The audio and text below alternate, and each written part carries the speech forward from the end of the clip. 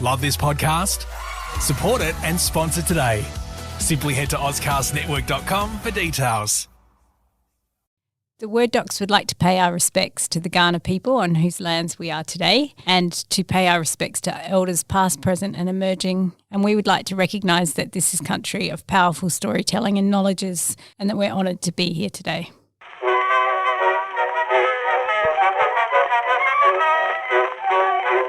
Why don't you write when you don't need money, honey? That would certainly make a hit. Welcome back to Word Docs. I'm your host, Alex Vickery-Howe. I am here with Sean Williams. Hello. And Amy Matthews. Hello. It's us again. It's us. You may have expected this. You may have expected it to be us. It's been so long. It's been a while. We've got on a train with Alex. Yeah, and you never know where anything happens. Yeah, you never know what's going to happen or where they're going to end up. We thought today we would just talk about ourselves. Ourselves. Our favourite topic. Openly narcissistic way. We'll just discuss ourselves and what we've been up to. And I don't know who to pick on first. Alex should go first, I reckon. Do you agree, Amy? Alex should go first. Well, you're doing something quite exciting right at the moment. Well, not right at the moment. I mean, right at the moment, I've had a cup of coffee, but... Are you saying it's not exciting talking with us, Alex? Oh, no, I take it back. I take it back. Yes, I'm hugely excited. So everyone remembers that during the year of the pandemic lockdown that Alex released a play. Yes. About how he caused the pandemic with his Nosferatu, writing powers. Nosferatu was a vampire. A bit of both. But he was an excellent writer. Oh, my God. I think we all need a holiday. Yeah, we totally need a holiday. We've had a holiday from the podcast.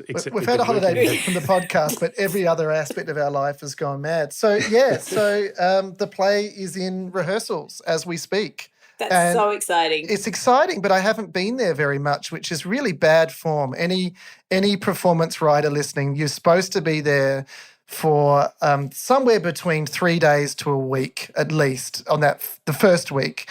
I was talking to a playwright the other day who said 3 days is enough, but I've been there for 1 day and it's like week 3 or 4. Such is the confidence you have in the team producing Watch List that you don't feel like you need to be there. In fact, you're afraid that you might get in the way. Isn't that true? The first thing I did was make coffee for everybody, and then that's nice. But it's a weird thing, and I haven't done this for a little while, so I think it's particularly odd that I'm coming in late. Like I should have come in early, passed the baton, and got out. That's how you're supposed to do it. But actually, you come in late. There's a whole dynamic that's developed without you. The play is they're into staging transitions and doing all, it's well down the path. So there's not really much for me to do in terms of answering questions or making changes or anything like that. Although I did make a couple of cuts. Like the cast or the director? Yeah, the cast. I'm directing it now. No. And then you think, and they're rehearsing and you think, I don't want anything I do is going to be interpreted. I don't want to look at them in the eye because that's going to put them off. I don't want to smile. Like they're wild animals. Just back into the room carefully. So you end up just looking down at your coffee cup. And nodding off, which leaves a great impression. I hate it. So what's it like though?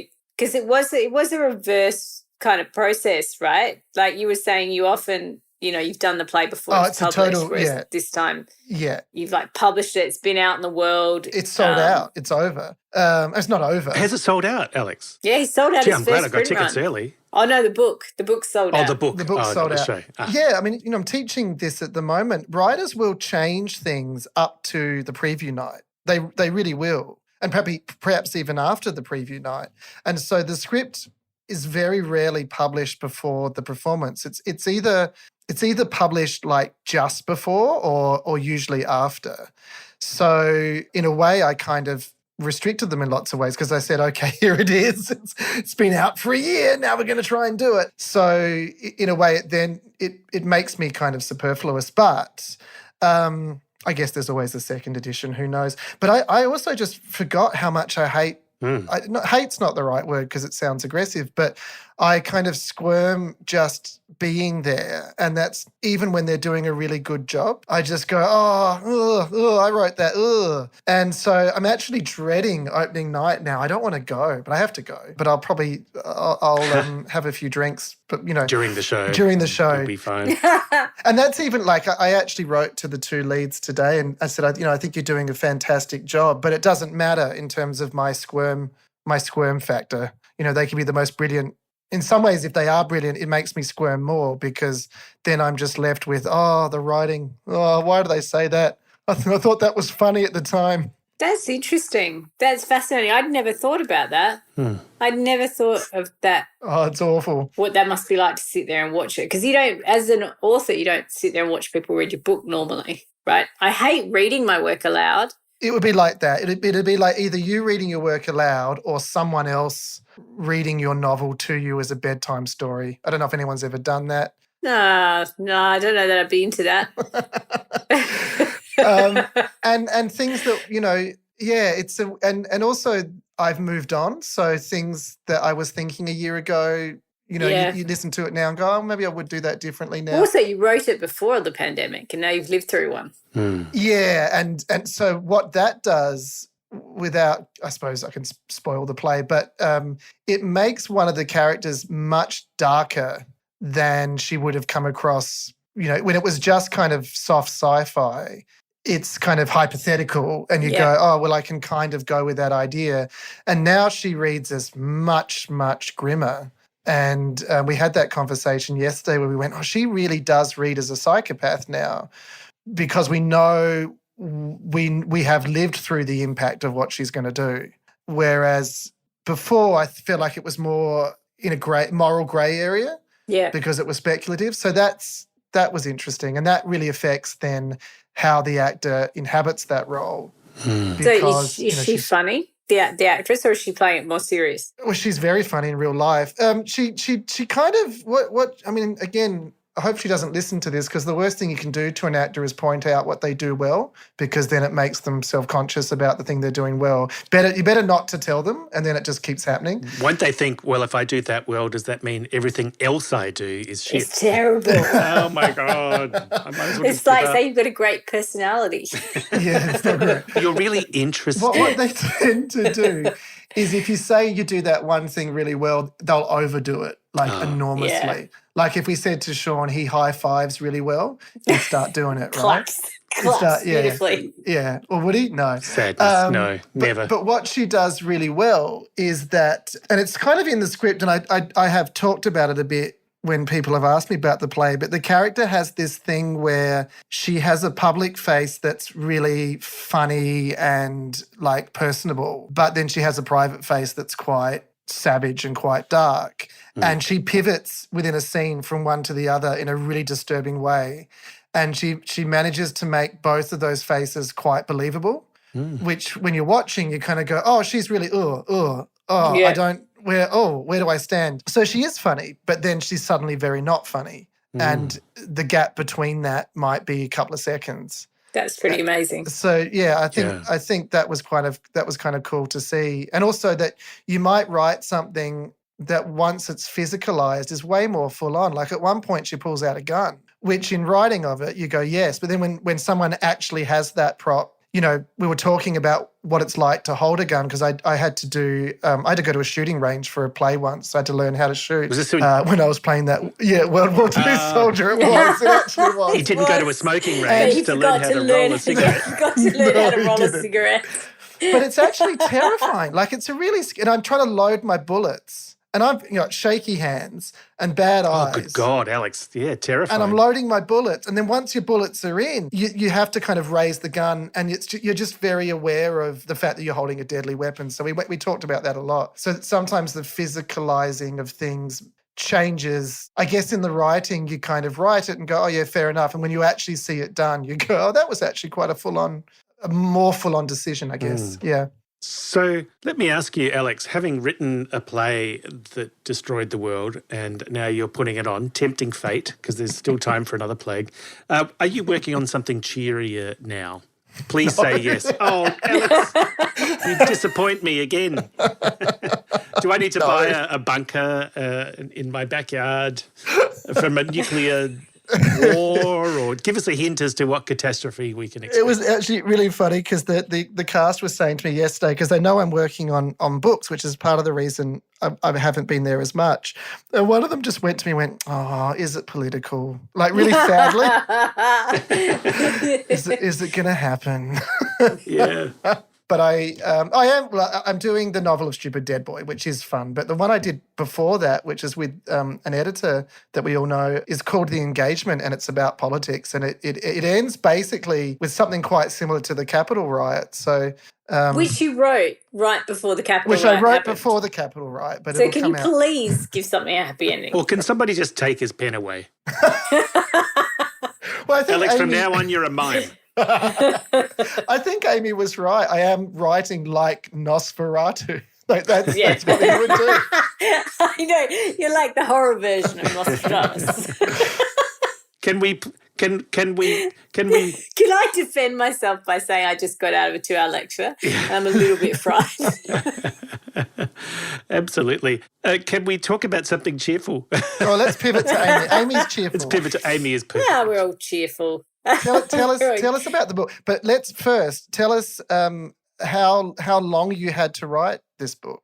Oh, because I've written a book since last time we were on air. Yes, it's one of the reasons why we've not been on air.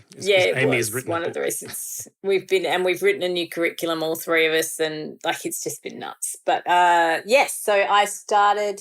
So when I finished the other book in November, and I'd kind of done the outline for this last year. I think we talked about that. And then I moved house and then semester started. So how many weeks was it? It wasn't long. It was like 10 weeks. Oh, super maybe fast. 8 to 10 weeks. But it seemed crazy from the outside. And not a short book either. But a lot of it happened in the last couple of weeks, like the last 3 to 4 weeks. Most of it was written, including this insane weekend. I can't even remember the word count anymore. I told Alex at the time. It was ridiculous. It was amazing. It was insane. It was just, and then what happened was, I think I saw you, because I've been lecturing every week too, obviously. And I saw you guys at the lecture on the Friday, and I think I saw you again the next Tuesday. So it'd only been a few days, but I'd written so many words in that time. I felt like I'd been away for a month, like I hadn't seen you for months. And I was going into work and saying, "Oh, hey, how are you?" Like I hadn't seen them.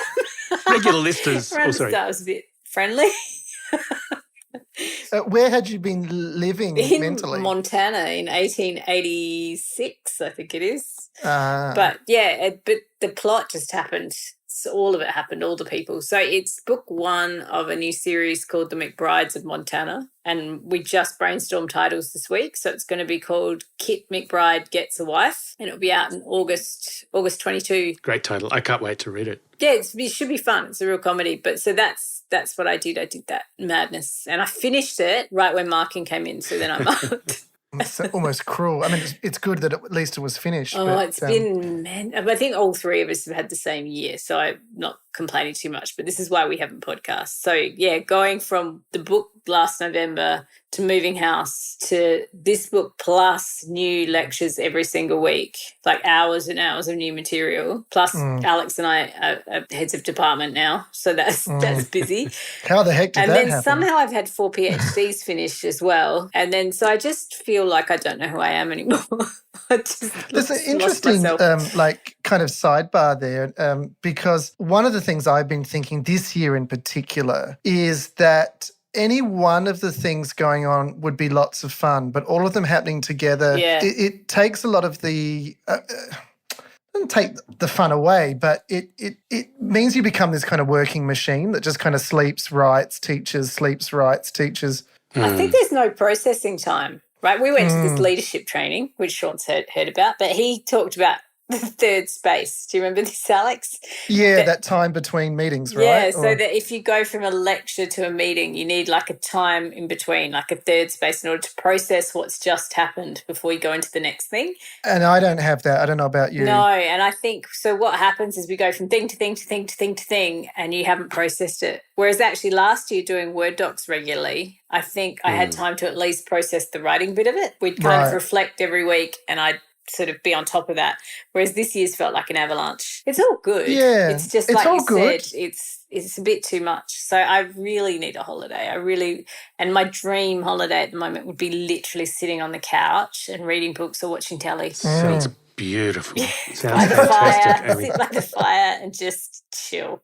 Somehow, in amongst all of that, Amy, you managed some procrastinating, which Oh, I'm that's really true. pleased about because we heard a lot about it, but we weren't getting I any of didn't the do benefits much. of it. I didn't do as much as Well, normal. we got biscuits and I think we got scones. Did as we well, should put up didn't the we? picture on Facebook? I've We got one of Alex should. in my office eating his Yes. scones. Oh, yeah, but Oh, that's eating the right. scone badly, like just failing. There's a good picture of Alex and then there's a bad picture of Alex. And I think we should conduct a vote amongst the three of us to see which one should go up. Yeah, I know how that works. I know how that works, Williams. Yes, but then Sean has been incredibly successful this year. So he's too modest, so I'm going to do it for him. So he is up for the New South Wales Premier's Literary Prize. I can't remember the name of it, the exact name of The it. Patricia Wrightson Patricia Award Wrightson. for young children, young readers. Young children, and it's for Her Perilous Mansion, which was the book he had out last year. And then he's also up for an Aurealis Award. Yeah, which was cool. And the book was a notable book for the Children's Books Council of Australia as well, which I was really pleased about. You know, you don't expect these little fantasy novels to get any attention at all. So I'm really pleased with that. And my publisher was happy with all that attention and the number of sales it's got. So they've asked me to write another book in the same world, which I wanted to do anyway. So I have until the end of the year to write Honour Among Ghosts, which is not a sequel or a prequel, but a sidequel. Now, I need you to explain that to me. So it's set in the same world and it's set really nearby, but it's not involving the same characters except for one. There's one returning character. And I haven't written it yet, so it's possible that others may appear. But instead of a book about a couple of kids being trapped in a house, this is a book about 4 kids trapped in a snowed-in village. Tell me why you chose to do it that way. So what? So you saw. I'm going to go left. I'm going to go out to the side rather than take the 2 kids from the first novel and do them, as adults or. I couldn't think of a story to do with those kids. I mean, I really like those characters in Her Perilous Mansion, but I couldn't. I don't want to give away the ending of the book, but they're in a great position. You know, they're set. They've got everything they wanted at that point. You know, they've got their family, they've got their home. Their story is over. So, whereas I found it easier to think of another scenario, again with people being trapped. And again with ghosts and again with the magic and everything, but with different kinds of stories, different kinds of problems, different issues. And that was the story I really wanted to tell. Also, the first book was based on experiences I had in Ireland, and so's this one. That's right, yeah. So all the little villages in Ireland are very different to all the small towns we have here. Just the idea of a village square is really interesting, particularly when it seems like in Ireland all the village squares are actually triangles. I think that's really peculiar and strange. Yeah, a lot of them are 3-sided. There was one place we went to that had like an 8-sided village square, which was really strange as well. So there are the occasional square. Are they still called the square? Do they still call it a square? Yep. It's very Irish, isn't it? Yeah. It's very Irish. And I think it has to do with the roads, where the roads come from. And of course, where the roads come from depends on the geography of the landscape. But I don't know, it seemed very alien and strange to me, which made me want to write about it. So my old housemate was Irish, and it feels like a town that Brendan would design just for shits and giggles, I think. I have asked historians. We've got historian friends from when we were living over there, and one of them had a really interesting theory that it was politically based, to do with the divide between the North and the South. And I don't know. I'm not sure that holds. Maybe it's witchcraft. Water. Yeah, maybe it's like I have to sorcery. get Ivor on the show when the book comes out. Well, I prefer the witchcraft theory. Absolutely. Yeah, of course. Yeah. Of course I do, yeah. That's much more interesting story-wise. So that's what I'm doing this year. I need to try and find time, like you two do, to fit writing in on top of a full-time job. Incredibly hard. Haven't ever had to do that. It's nuts, isn't it? We were talking the other day because Lisa's got a book due in February. Sean's got a book due in December. I've got another book due in February. Alex is madly trying to finish at least 6 books that are 240,000 pages each. I've got a play draft due in August. So you win. You're first. So it goes you, then Sean, then me and Lisa. I guess. Grief. future Alex hasn't figured that one out. But yeah, it's incredibly hard to juggle all of those things. I'm thinking, because in terms of like juggling lots of projects as well, at what point, Sean, did that side call idea kick in? And this is a good question for you too, Amy. I mean, you seem to have a series set up, but sometimes do you have a sequel or a side call or a prequel in your head and go, but I can't do that until this one has had a certain level of success, right? And what do you do? And, do you suppress that urge? Oh, yeah. Yes. I mean, if there are plenty of books that I have wanted to write down the years that I'll never write because there's just no interest in them. I could have written many, many more matter transmitter books set in the Twin Make universe, but no one's going to buy them because they won't sell. But I had the idea for her Honor Among Ghosts ages ago. I think before her Perilous Mansion came out, because I often think, I don't know whether you're the same, Amy and Alex, but I often think, could I do another book in this world? Could I do a sequel just in case this is the one that takes off? This is the one that makes me J.K. Rowling. What would I do next? Because I think it's also strategic, because if your book does do well, your publisher will ask, can you do something else like this? Yeah. I think what I normally do is have it.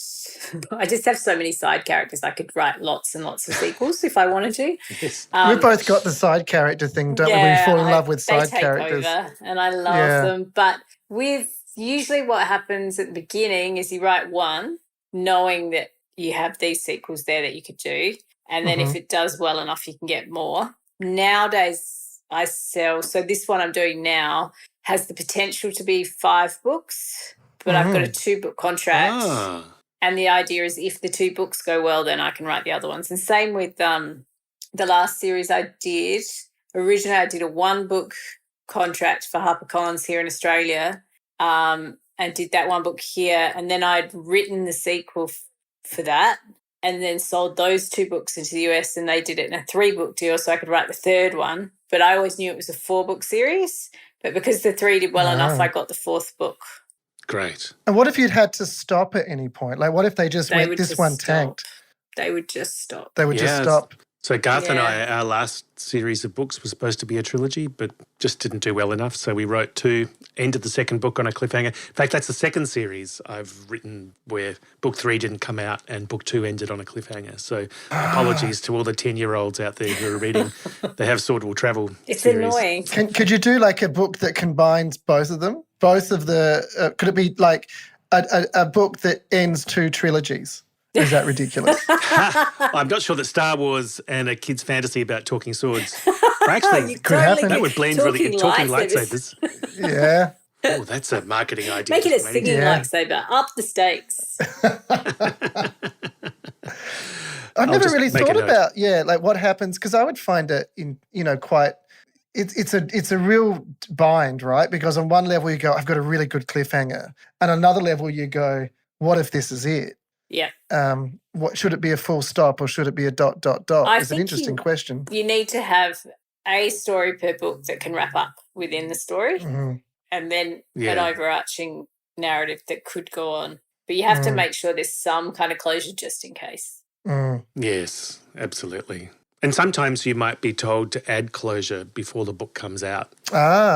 Because it may become very clear during the writing of book 2 or the editing of book 2 that there won't be a book 3. So you might get an editorial instruction saying this is it. How are we going to close it off? Because editors, they're not always the ones that make the call. No. But nobody wants readers to be unhappy. No. Very interesting. Yeah. Very interesting. And series have been so popular for so long that they quite like it's set up so it could be a series. If it goes well. But, so very interesting, because I'm debating whether to do a sequel to Watch List, because I'm kind of fascinated by the idea of play sequels, because it's not really a thing. Yeah. There are a couple. Shakespeare, for instance. Yeah. Henry the 4th, 5th, 6th. Yeah. Richard Was there a Henry the III. First? Is that one of his lost plays? Richard III was a side call. It was a cycle. Yeah. But it's an interesting thing. And then, it's, which I'm kind of tempted to do, because in Theatreland, you kind of have the freedom based on the fact that financially it's not such an imperative anyway, that you kind of can. And I'm kind of tempted to do it, but then I sort of think once you start down that path, I guess the question is, once you start down that path, do you get so attached to one world that that you get lost in it? Yeah. Look, I mean, my fantasy books, I've written 3 fantasy series, not counting the ones I'm working on now. One's a trilogy, another's a trilogy, and one's got 4 books. They're all set in the same world because I couldn't let it go. I just kept coming back. And so more. would you sit down and say, I'm going to write another, like Stephen King, right? I'm going to write another story that connects with the Dark Tower? Or did you just start writing something and go, oh, you know what, this is going to connect back to previous work? Quite often it came about through commissions, like the last trilogy came about because I was interested in writing middle grade, and I thought middle grade fantasy, what kind of story will I tell? Oh, I'll just use that world, you know. And it sort of connected up. But one was a commission. I needed a novella, a fantasy novella. So I thought, okay, well, I'll just use that world. Saves you a lot of work. Does that enhance sales? Does it mean that you write a new book and your old books do well because you've is that like... Can do. If the new books do well. But if the new books don't do well, then... But that's all right.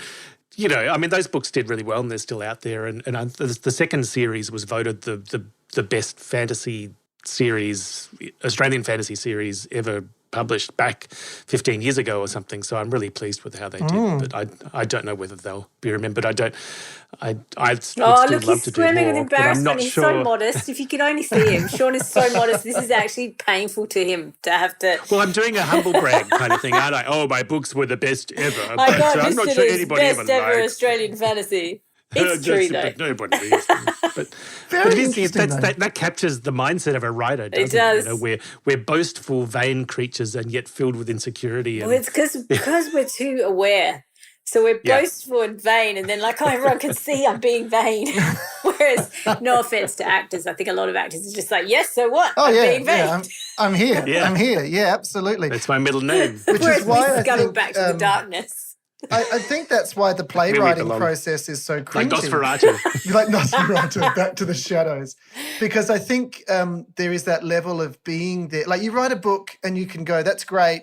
And I don't know, there is an ability to hide from both your own failure and your own success. Just going to go, there it is. But when it's live, you kind of go, oh, they didn't laugh at that, or they did. And whatever I do now, do I brag? Do I hide? I don't know. I'm just riddled with insecurities at the moment. Oh, so am I. Yeah. Wider question for both of you is then in terms of spiderwebbing through your career, and I'm saying spiderweb because books are interconnected and then you go away and do something else and you come back.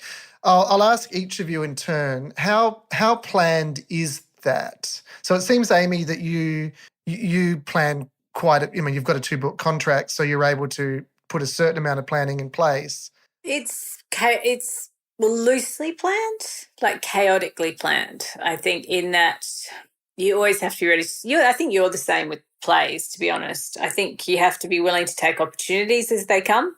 So you might have a plan, but then if they're not contracted and you've got other things coming up, I might switch and just put them away for later. So some books kind of like the one series I'm writing now, I first pitched years ago, 4 or 5 years ago, and no one was interested then, so I put it away, but I quite liked the idea. And it's funny because my agent remembered the idea. Oh, cool. So I think it's kind of planned, but I think it's the same with plotting because I'm not a huge plotter. I have to do it for outlines now, but I try and keep a loose grip on the reins, just let it go where it wants to go a little bit. And I think that's the same with your career in the spiderwebbing, is that you need to be prepared to jump to a different part of the web depending on where things are, and to not, because I think when you start out, you're so invested in whatever book you're writing, aren't you, Sean, that you see it all the time with beginning writers that they just obsess over this one book that they've written. Yes. And until it sells, they're just focused on that one book. It's like, oh no, you can do that, but you have to jump away now and go to another, build another part of the web. And then if that's not working, go somewhere else. You have to kind of get used to doing a few things at once, I think. What's that spider that doesn't build a web? It has one thread and it has a lure on the end of it, and it kind of the spider sits up the top of the doorway or something and dangles this one thread and hopes that something will be lured Sean's to it. terrified of spiders, I am terrified, which means I know a lot about them. So you can be a web rider where you do what Amy Knights does, if there's a twitching in the web, we scuttle across and catch whatever's there. But you can be another rider with one project and you dangle it. But either way is a risk. You might spread yourself too thin on the web potentially. But if you've just got the lure, you might miss everything. And, you might miss everything, There is no the bait right you're way using to do it. just may not be attractive enough to catch that tasty moth. This is a good metaphor. It's a good metaphor. It's not a bad I metaphor. I was so close before, but I stopped myself from doing it. When Sean was saying, what kind of spider is that? I was going to say, I don't know, Sean, but it's behind you right now. We have, by the way, inch ants in our house at the moment. Inch ants. Are they literally an inch long? Well, they're not quite that when they're close, but they're basically, I was reading about them, they're like wasps without wings. And they said, they can put you into anaphylactic shock. And I'm allergic to bee stings, so I'm a little bit wary of them.